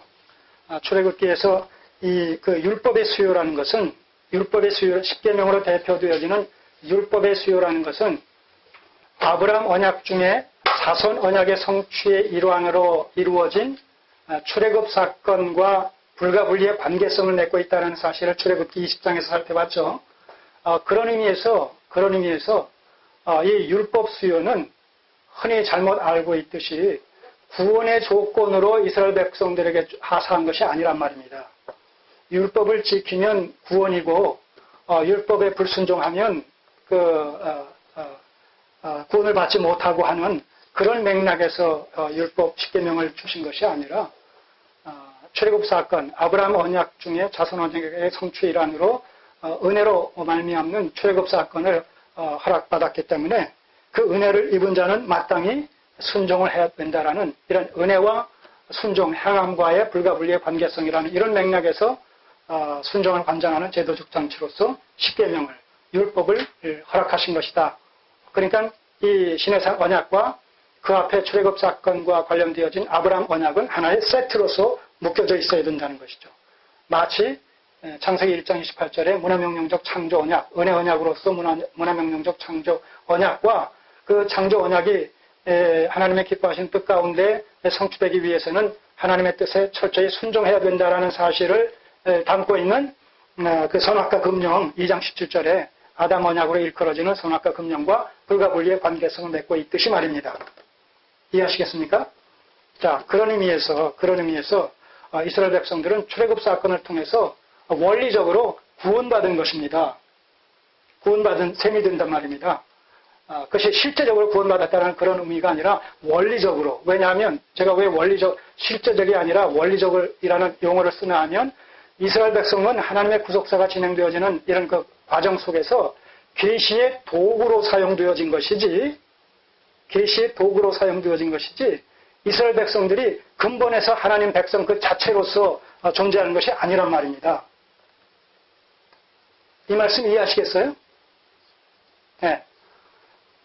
이스라엘 백성은 구약 역사 속에서 이스라엘 백성은 하나님께서 하나님의 구속의 경륜을 역사 속에서 펼쳐 나가시는 과정 속에 하나님의 구원의 역사가 어떻게 진행되어진다는 사실을 보여주기 위한 하나의 계시의 도구로 사용되어진 것이 이스라엘 민족이고 이스라엘의 역사다란 말입니다. 그렇기 때문에 이스라엘 백성들이 출애굽 사건은 구원 역사죠. 네. 그래서 이스라엘 백성들이 출애굽 사건을 통해서 구원받았다라는 사실은 실제적으로 저들이 구원을 받았다는 것을 의미하는 것이 아니라 하나님의 구원의 도리가 어떤 방식으로 진행되어진다는 사실을 보여주기 위한 하나의 계시적 사건이었다는 것이죠. 사실 출애굽 사건을 통해서 유월절 사건을 통해서 이스라엘 백성들이 구원받았다라는 이야기는 하나님의 구원의 원리가 구원의 도리가 대속의 방식을 통해서 죄로부터 구원시켜 주신다라는 사실을 보여준 사건이란 말입니다. 유월절 어린 양의 실체 되신 예수 그리스도를 믿음으로 말미암아 예수 그리스도의 구속을 통해서 우리가 죄사함을 받고 믿음으로 말미암아 의롭게 되어진다라는 사실을 보여준 하나의 계시적 사건이었다는 말입니다. 왜 그런가 하면 여러분 이스라엘 백성들이 출애굽 사건을 통해서 근본적으로 민족적인 차원에서 구원받았습니까? 아니란 말입니다. 왜냐하면 로마서 2장에서도 얘기하고 갈라디아 3장에서도 얘기하지만 아브라함 언약 속에 진정한 자손 언약의 대상은 아브라함의 혈통적 후손이 아니라 예수 그리스도를 믿음으로 말미암는 영적인 후손이라고 분명히 얘기한단 말입니다. 아브라함의 진정한 후손은 아브라함 언약 속에 약속되어 있는 그 자손의 실체는 아브라함의 혈통적 후손이 아니라 아브라함의 영적 후손, 곧 예수 그리스도를 믿음으로 말미암아 구원받게 되어지는 신약의 교회 공동체가 아브라함 언약의 자손의 실체가 된단 말입니다. 그런가 하면 로마서 2장에서는 표면적 유대인이 유대인이 아니요 이면적 유대인이 유대인이라고 얘기한단 말입니다. 그때 표면적 유대인이라는 얘기는 아브라함의 혈통적 후손을 가리킵니다. 그래서 표면적 유대인이 유대인이 아니다라는 얘기는 아브라함의 혈통적 후손이 진정한 이스라엘 민족이 아니라는 것을 얘기한단 말입니다. 이면적 후손이다라는 얘기는 영적 후손을 얘기한단 말입니다.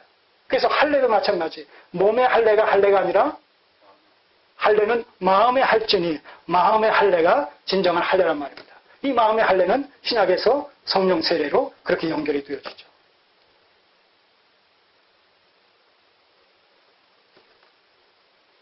자, 그래서 이스라엘 백성들은 하나님의 구속사 진행에 있어서 한시적인 계시의 도구로 사용되어졌단 말입니다.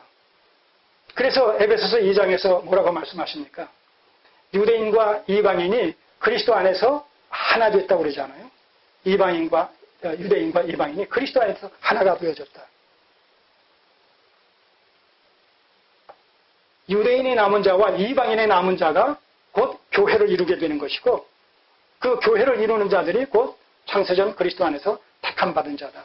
그래서 성경 전체적인 계시관에서 각해 봤을 때 이스라엘 민족이 아브라함의 혈통적 후손으로서도 저 역사적 이스라엘이 처음부터 하나님의 선택된 백성으로 그렇게 간주하고 있지는 않습니다.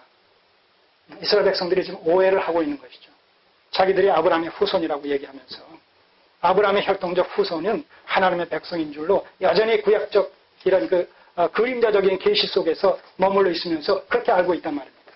그래서 저들은 지금도 구약에 약속된 메시아가 지금 앞으로도 미래에 오실 것으로, 그래서 전 세계를 통합할 것으로, 그리고 이스라엘이, 역사적 이스라엘이 신정 왕국으로서의 어떤 역사 속에 등장할 것으로 그렇게 여전히 지금도 알고 있단 말입니다.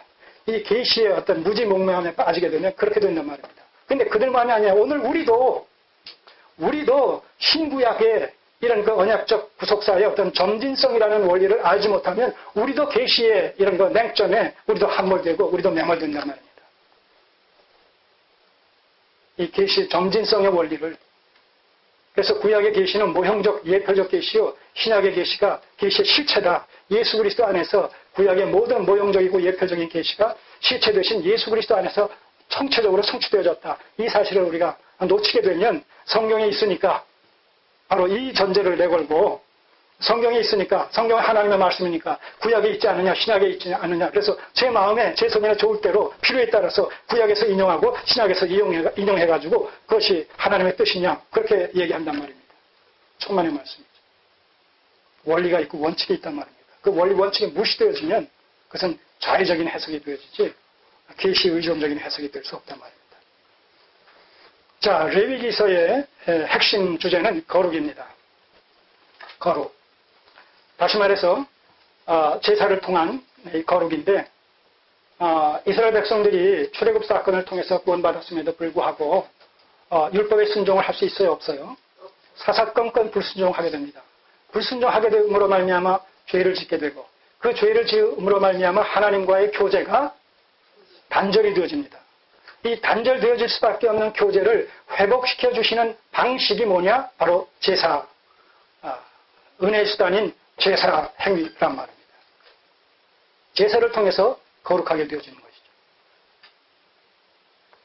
바로 이 제사를 통해서 죄의 문제가 해결되어지고 하나님과의 교제가 회복되어지는 이런 제사 제도 속에 담겨진 속죄의 사상이 발전되어져서 신약에 와서 예수 그리스도 안에서 이 구속이 이루어지고 속죄가 이루어짐으로 말미암아 죄로부터 구원받는 대속사상의 하나의 모형적이고 예표적인 계시가 레위기서에 소개되어 있는 바로 속죄제사, 제사제도 속에 담겨있는 아주 중요한 원리가 되어진다는 것이죠.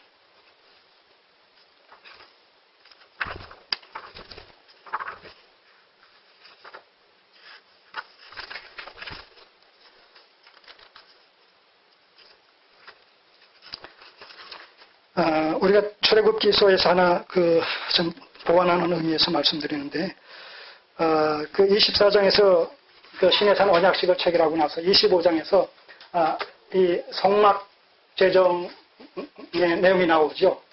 이 성막 건축에 대한 내용이 나오는데, 출애굽기 25장에서 하나님께서 알려주신 대로 식양대로 행하라고 말씀합니다. 이 얘기는 뭐냐면 24장에서 언약식을 체결해가지고 명실상부하게 하나님의 언약 백성을 이스라엘 백성들로 삼아주신 다음에 저들과 함께 하신다는 임마누엘, 저들과 함께 하셔서 신이 저들의 필요를 채우시고 저들의 걸음을 인도하시는, 이스라엘 백성들과 함께 하신다는, 이 하나님께서 이스라엘 백성들과 함께 하신다는 사실을 하나의 상징적으로 보여주는 계시적 사건이 바로 성막 사건이다.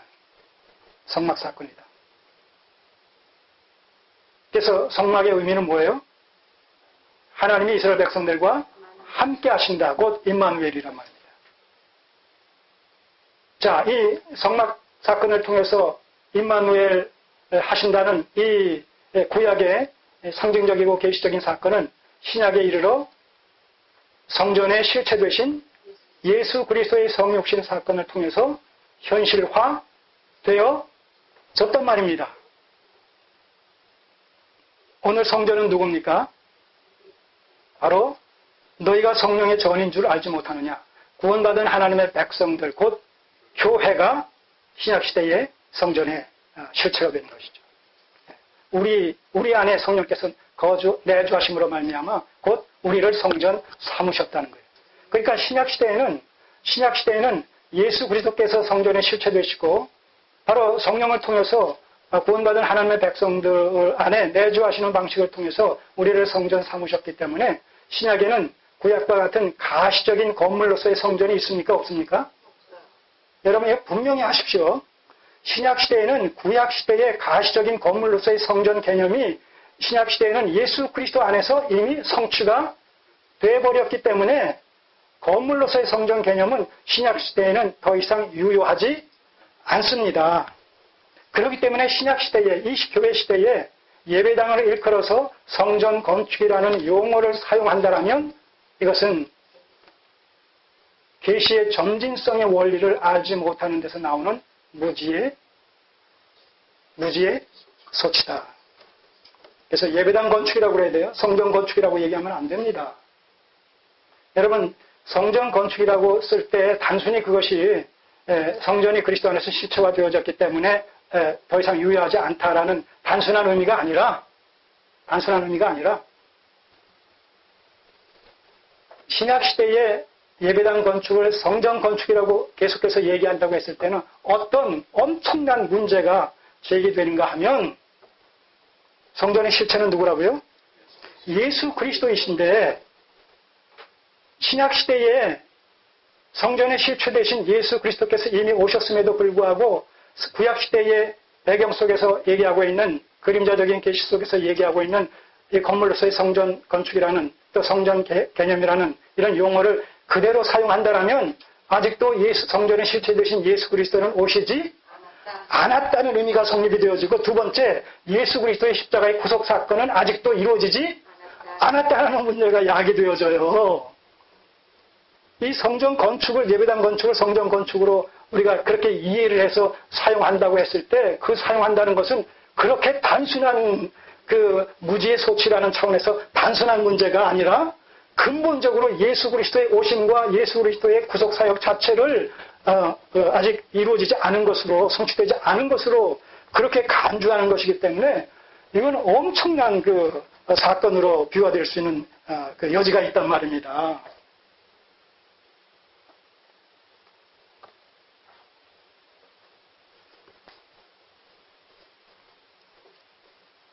그래서 구약시대의 이스라엘 백성들 안에 성막과 성전이라는 건물로서 하나님께서 저들 중에 함께 하신다는 이런 임재와 교제와 교통과 인도와 다스림을 상징적으로 이렇게 알려주셨다라면 이 시대에는 우리와 함께 하심으로만 우리를 내주 삼으셔서 우리 안에 성령께서 내주하심으로 말미암아 우리를 성전 삼으셔서 우리와 함께 동행하시는 이런 방식으로 이 성전 계시는 신약시대에 현시화되어졌다는 것이죠. 자, 그런 사실을 우리가 이해하시고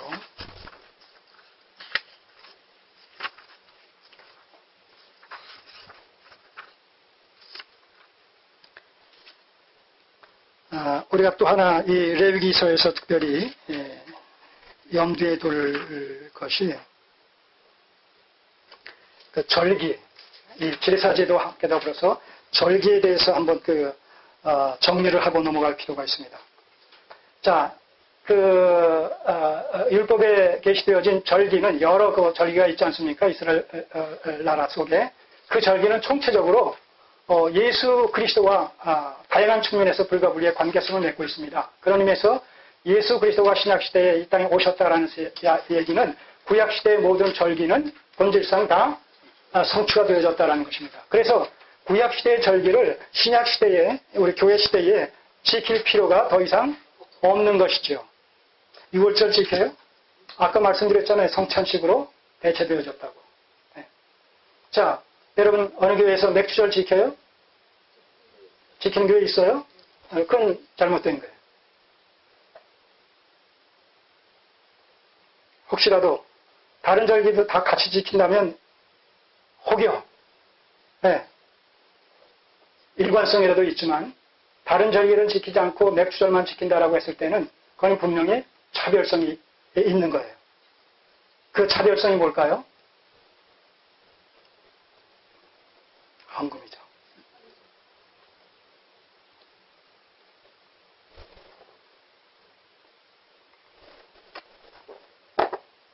내용을 모르면 그냥 그런가 보다 지나가지만 내용을 알게 되면 속이 빤히 들여다본다는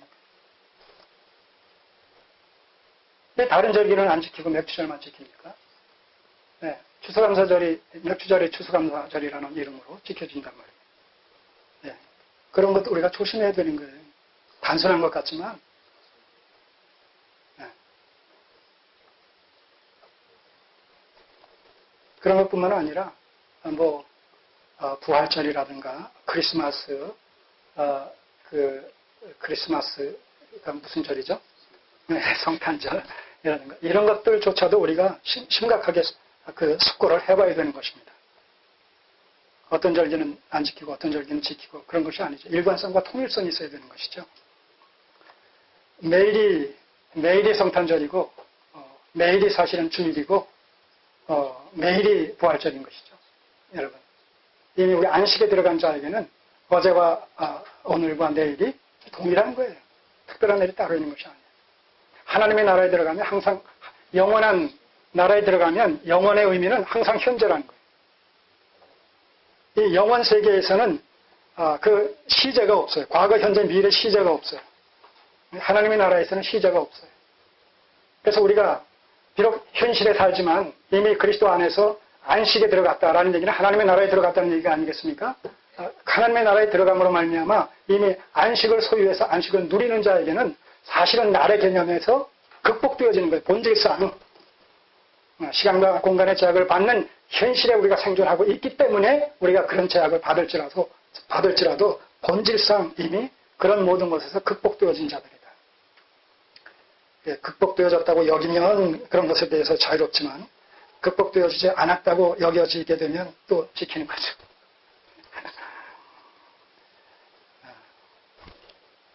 자, 보세요. 194쪽.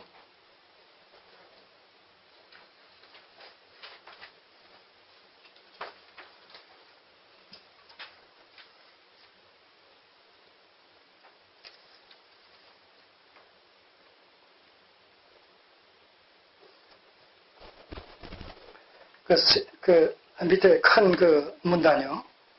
네 번째.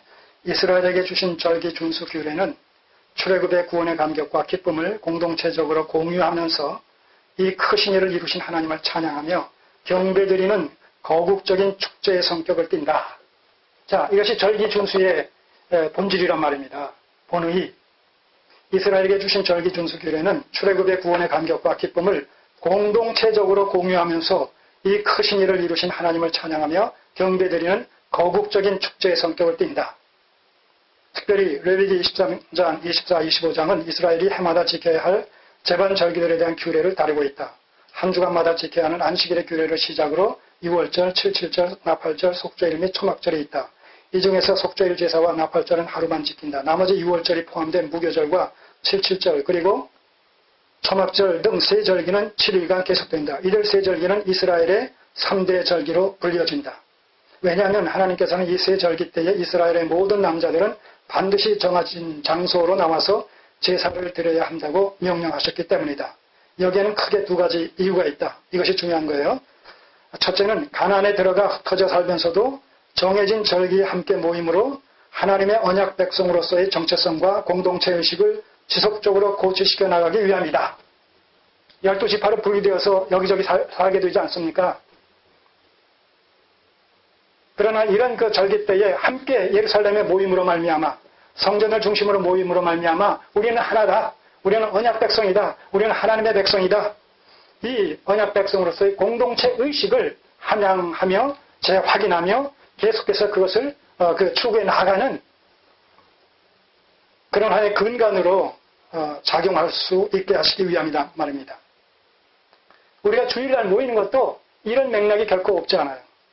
우리가 구원받은 사실에 대한 기쁨과 감격을 하나님께 신앙 고백적으로 드려지는 이런 제의적인 하나의 성격을 띤 행위가 예배이지만 동시에 그러므로 말미암아 우리는 그리스도 안에서 구원받은 하나님의 백성들이다 라는 이런 지체의식과 공동체의식을 분명하고 확실하게 재확인할 수 있는 그런 하나의 계기가 주일날 예배의 모임으로 말미암아 확인되어진단 말입니다. 그러니까 이 예배에 자꾸 빠지게 되면 지체의식과 공동체의식이 점점 결여되게 된단 말입니다. 네. 그 의미를 별로 못 느낀단 말입니다. 그래서 어쩌다 한번 오게 되면 뭐예요? 민망하기도 하고, 부끄럽기도 하고, 생소하기도 하고, 그러다 보면 안 나오게 된단 말입니다.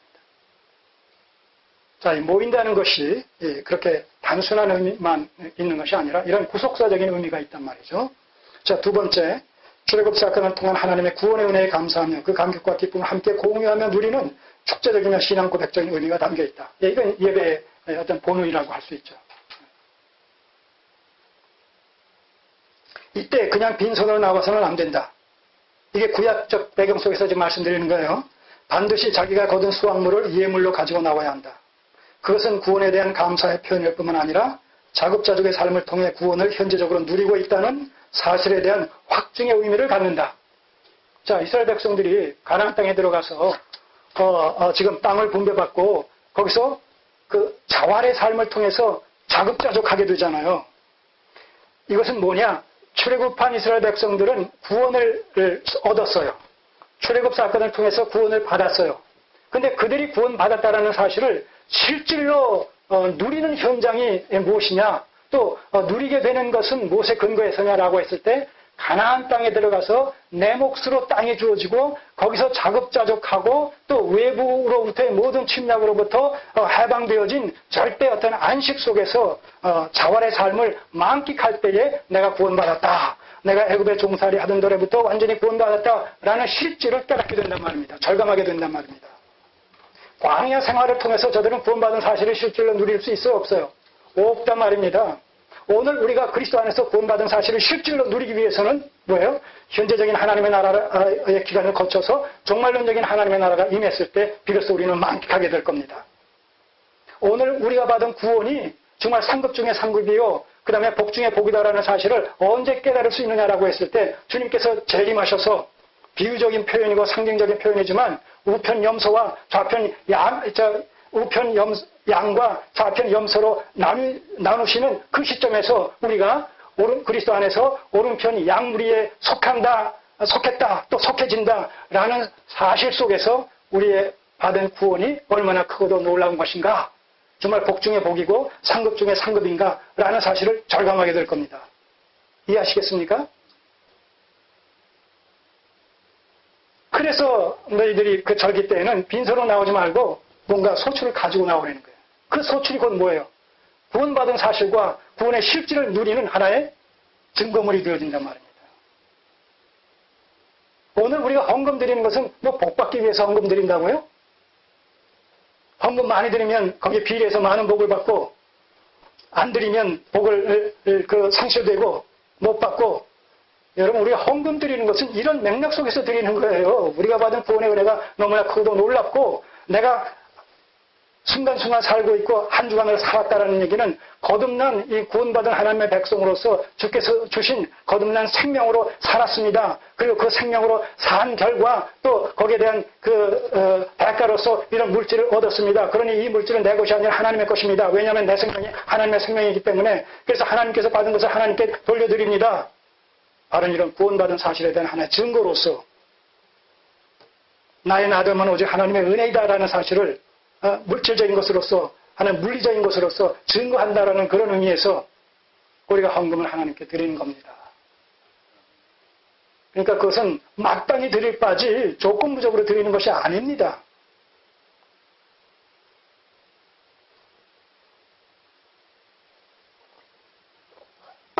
자, 195쪽에 이때 하나님께 드리는 수확물과 관련해 본문에서는 특별히 내게 주신 토지 소산의 만물이라고 그렇게 이제 고백을 한단 말입니다. 성경에 기록되기를 여기서 내게 주신 토지라는 말 속에는 가나안 땅과 관련된 구속사적인 의미가 함축되어 있음을 유념해야 합니다. 다시 말해 하나님께서는 출애굽 사건을 통해 이스라엘을 구원하시는 은혜를 베풀어 주셨다. 그러나 이때 구원의 의미는 이스라엘이 애굽의 학정에서 해방된 사실에만 국한되지 않습니다. 지금 말씀드렸죠. 땅 언약의 성취의 일환으로 가나안 땅을 정복해 분배받고 정착하게 될 일까지 포함한 하나님의 구원 사역을 가리킵니다. 그러므로 지금 예배자가 가지고 나온 소산물은 단순한 자연적인 수확물이 아닙니다. 하나님께서 은혜로 베푸신 구원의 증거이며 결과이고 열매이다. 라는 의미가 담겨 있다는 것입니다. 따라서 이스라엘의 절기들은 단순히 인간적인 즐거움을 만끽하기 위해 진행되는 세속적인 축제가 아닙니다. 출애굽의 구원을 베풀어 주신 여호와 하나님 앞에서 구원의 은혜에 감사해서 기쁨으로 드리는 종교적이며 구원론적이고 천상적인 의미의 축제입니다. 우리가 드리는 예배가 또한 이렇단 말입니다.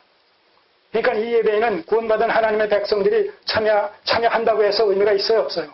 의미가 없어요. 관계가 없어요. 구원의 감격과 기쁨이 근거가 되어지기 때문에, 예배의 근거가. 신령과 진정성의 의미가 바로 그거예요. 그리스도 안에서 베풀어 주신 하나님의 구원의 은혜.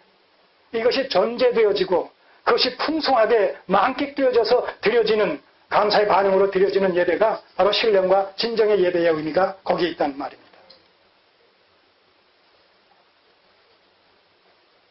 그래서 이 절기 중에 특별히 또 이 세 절기 외에 어떤 것이 안식년이니까 안식년은 면제년 7년마다 또 그 다음에 50년마다 희년이 있단 말입니다.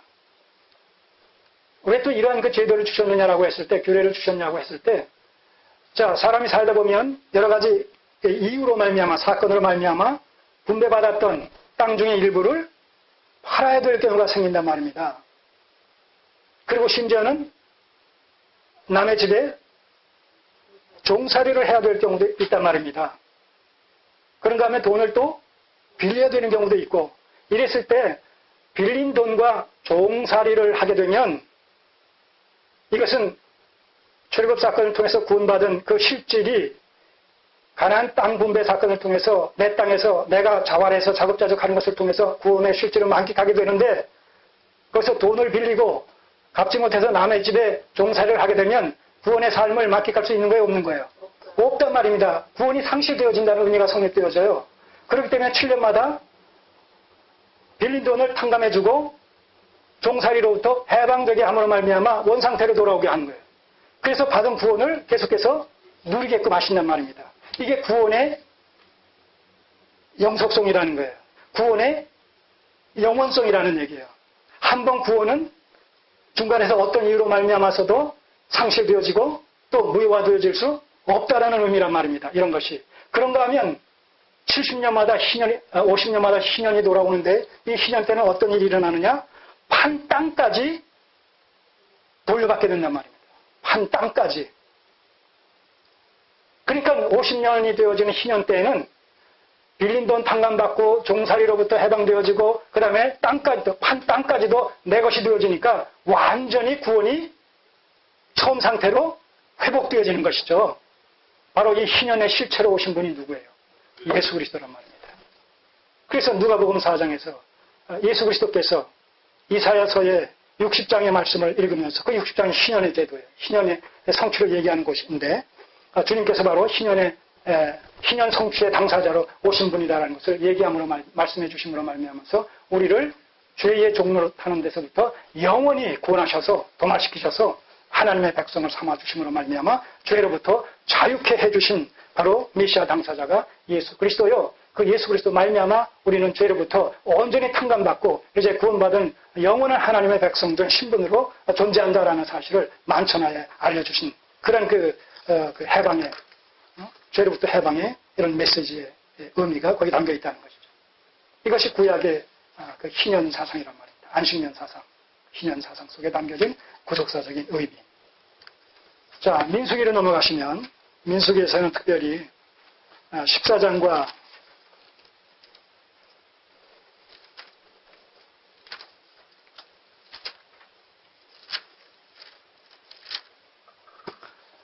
이 불뱀 사건만을 간단히 다루겠습니다. 자, 14장에서 아까 말씀드린 대로 14장, 15장에서 14장, 13장, 13장, 13장, 14장에서 가데스바네아 사건. 마찬가지예요. 똑같은 상황을 12사람이 가서 보고 왔는데 10사람은 우리는 저들의 밥이다. 우리는 저들 앞에 메뚜기 같다. 그래서 절대 우리는 승리할 수 없다. 패배할 수밖에 없다. 돌아가자. 그런데 여호수아와 갈렙은 아니다. 저들이 오히려 우리의 밥이다.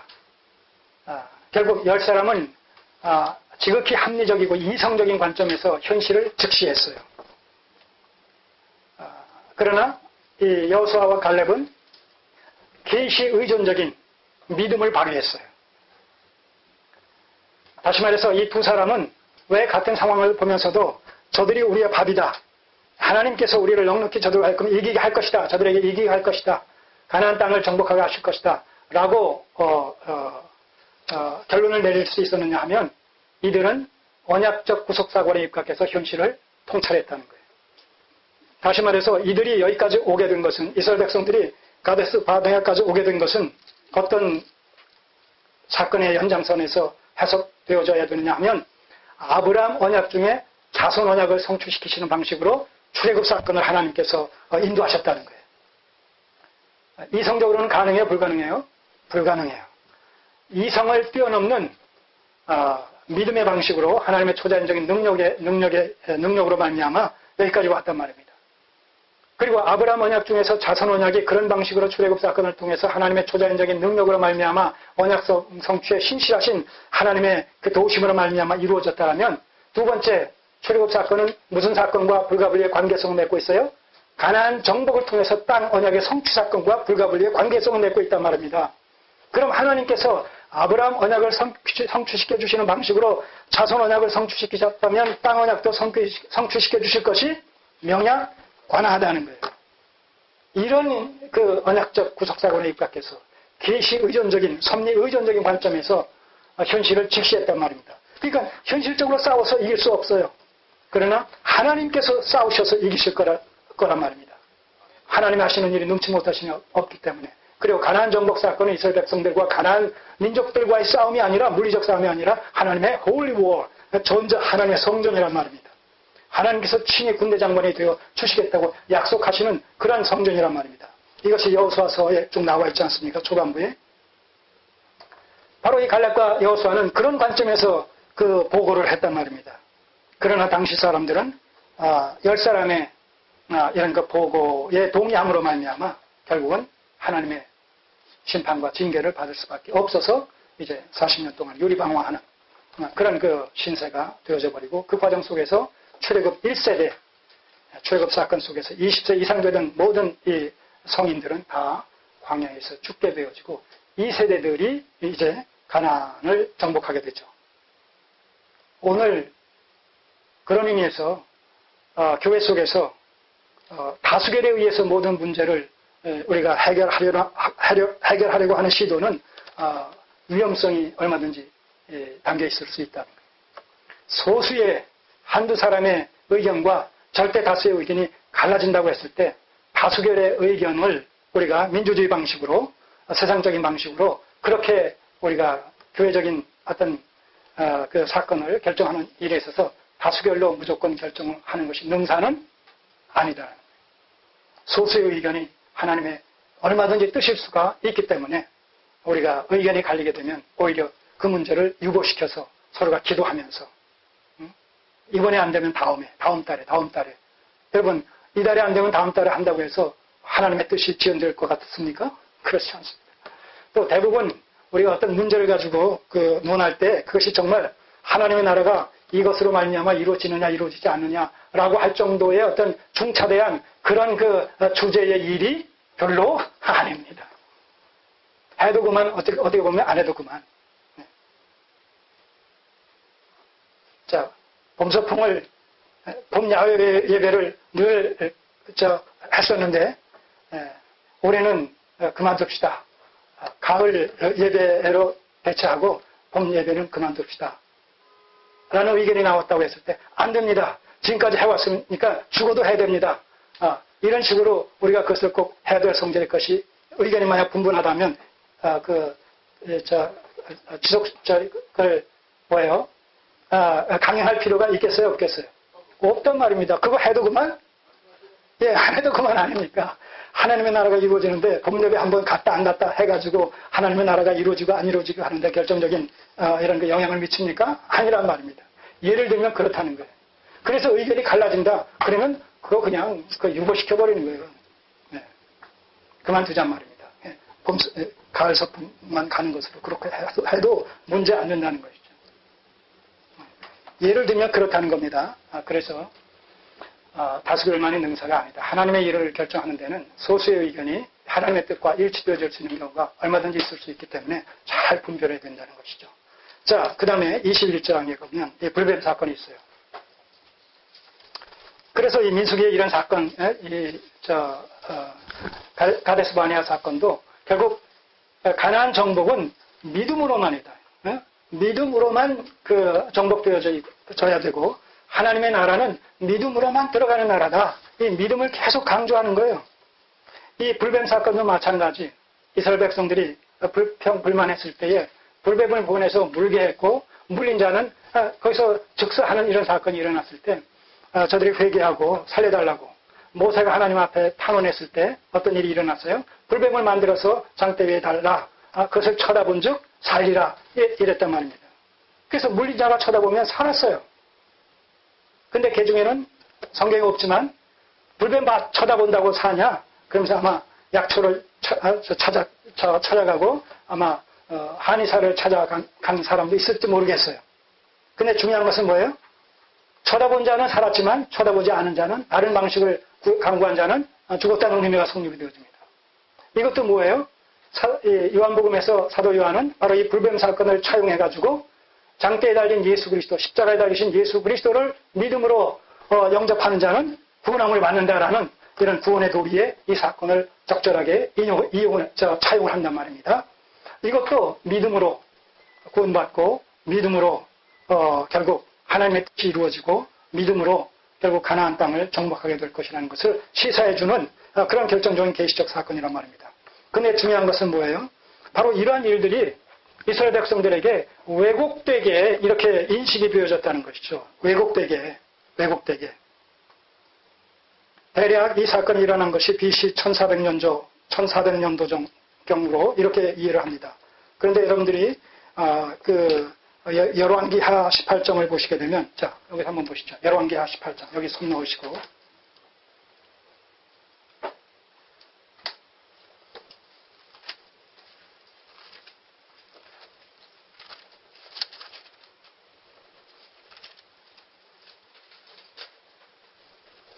열왕기하 18장에는 그 히스기야 왕을 통해 가지고 이 남유다의 종교 개혁이 일단의 종교 개혁이 지금 이루어지고 있는데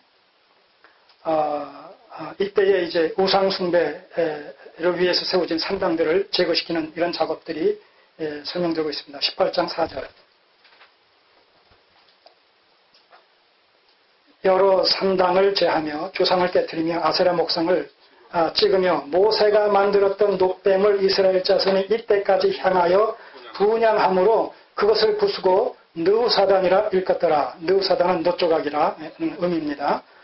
있다는 거예요. 자, 이걸 뭘 얘기합니까?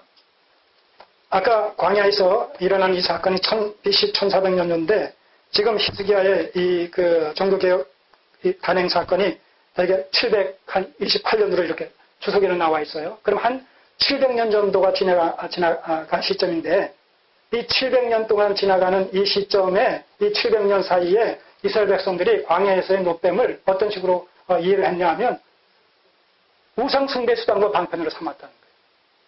그 놋뱀을 쳐다본 즉 살리라라고 했을 때 쳐다본 자가 물린 데서 살았다는 얘기는 치료받았다는 얘기는 그 놋뱀에서 어떤 효력이 나와서 그 치료함을 받았을까요? 아니죠. 무엇에 근거해서 그들의 치료함을 받았을까요? 놋뱀을 쳐다본 즉 살리라라는 하나님의 말씀을 믿음으로 수납했을 때 그 믿음이 저들을 치유했단 말입니다. 그랬는데 그 이후에 이 믿음으로 말미암아 소위 말하는 구원함을 받는다. 믿음으로 말미암아 치유함을 받는다라는 이 사건이 어떤 식으로 왜곡되느냐 하면 하나님의 약속의 말씀에 근거해서 말씀을 믿음으로 말미암아가 아니라 그 놋뱀에서 어떤 신통방통한 이런 능력이 나오는 것으로 알고 그 놋뱀을 우상처럼 섬겼다는 거예요. 오늘 우리가 하나님을 섬기는 기독교 신앙에 있어서 여호와의 신앙에 있어서 얼마든지 우상 숭배적인 요소가 다분히 있을 수 있다는 거예요.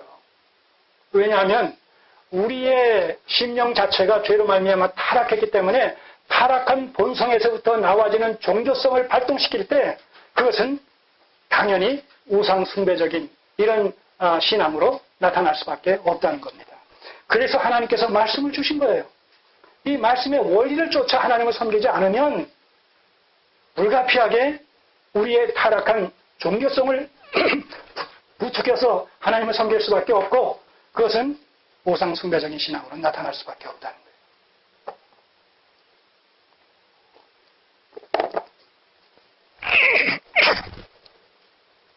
그 단적인 예가 바로 이 사건입니다. 700년 동안 노뱀을 우상으로 섬겼다는 거예요. 오늘 현대교회 속에서 우리가 믿는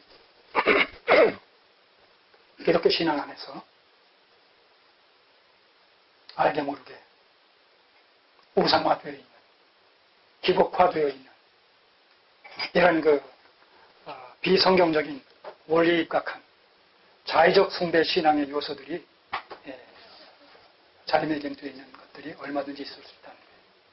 우리가 하나님을 기복적으로 섬긴다든가 어떤 상급과 관련해서 조건부적으로 섬긴다든가 지성감천주의적인 이런 방식으로 하나님을 섬긴다라고 했을 때 그런 것들이 다름 아닌 우상 숭배적인 요소다. 하나님을 미신처럼 미신적인 신앙을 가지고 하나님을 섬기는 그런 경우가 얼마든지 있을 수 있다는 거예요.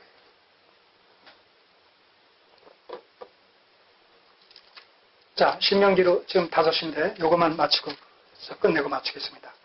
신명기는 특별히 3가지 주제로 이렇게 기록이 되어 있습니다. 첫째는 대상은 2세들이라고 말씀드렸죠.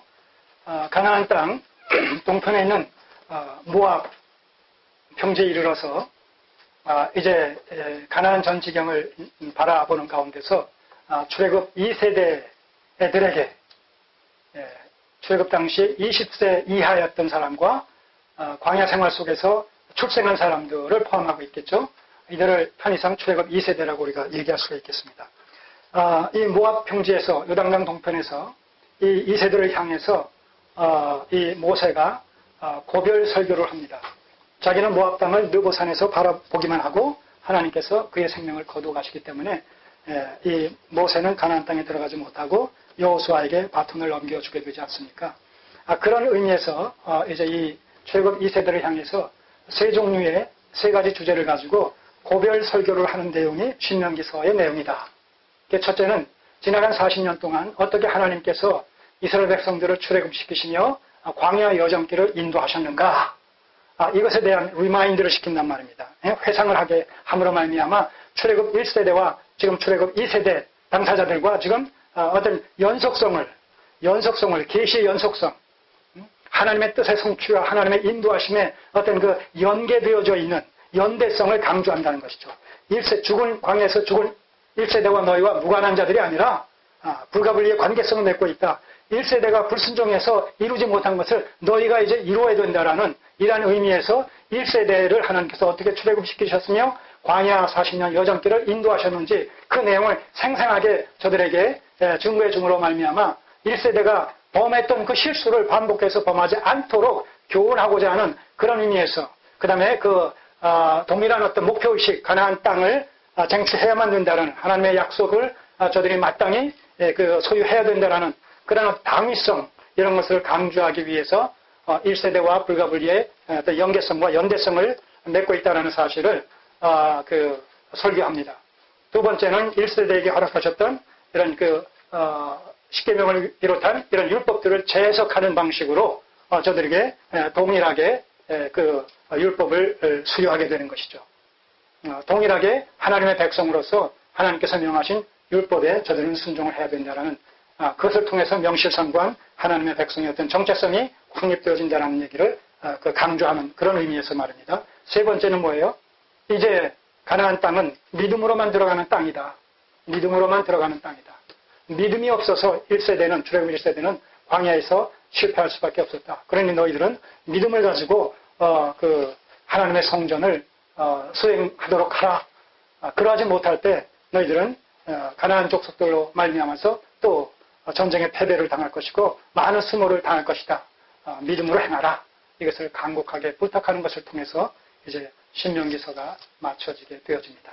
자, 그러면서 저들은 이제 모세에 의해서 모세에게서 여호수아에게로 바톤 터치가 되어지는 것으로 말미암아 여호수아를 리드로 해서 이제 본격적인 가나안 정복을 시사하게 되어지는데, 그 가나안 정복 사건은 동시에 가나안 땅을 주시겠다고 약속하신 횃불 언약 속에 그 아모리족 속에 저희가 관영하게 되면 바로 그때를 맞춰서 가나안 땅을 정복하게 하실 것이라는 바로 이 말씀이 구체적으로 성취되어지는 이런 시기가, 때가 여호수아를 통해서 현실적으로 이제 도래하게 되는 것입니다.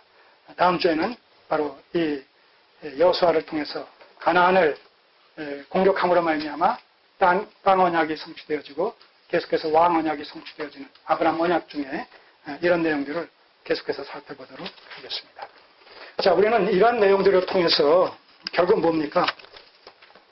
계속해서 우리가 놓지 말아야 될 것은, 하나님께서는 오늘도 살아계셔서 세상 역사를 방편삼아 하나님의 남은 구속사를 성취시켜 나가시는 절대 주권자이시다. 오늘도 살아계신 생존하시는 하나님, 역사의 주관자가 되시는 하나님, 그러한 역사의 주관자가 되어지실 때 하나님께서는 세상 역사를 방편삼아 하나님의 남은 구속사를 성취시켜 나가신다는 거예요. 그 남은 구속사를 성취시켜 나가실 때 오늘 구원받은 하나님의 백성들인 여러분과 저를 이 시대의 참된 교회의 그 교회 원인 하나님의 백성들을 도구 삼으셔서 하나님의 뜻을 이루어 가신다는 것이죠.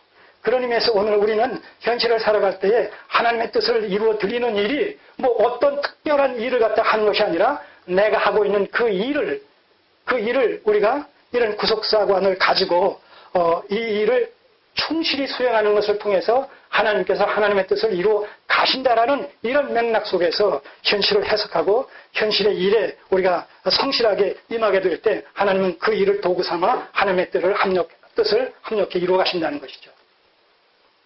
그런 의미에서 교회 예배당 안에서의 일이나 예배당 밖에서의 일 모두가 하나님의 거룩하신 뜻을 이루시는 일에 다 방편적으로 선용되어지고 있다는 사실을 늘 염두에 두시고 오늘도 살아계셔서 우리를 도구 삼아 하나님의 뜻을 이루어 가시는 임마누엘을 하시는 그 하나님을 믿고 확신하는 일에 거하게 될 때에 그것이 참된 신앙의 도리가 되어진다는 것이죠.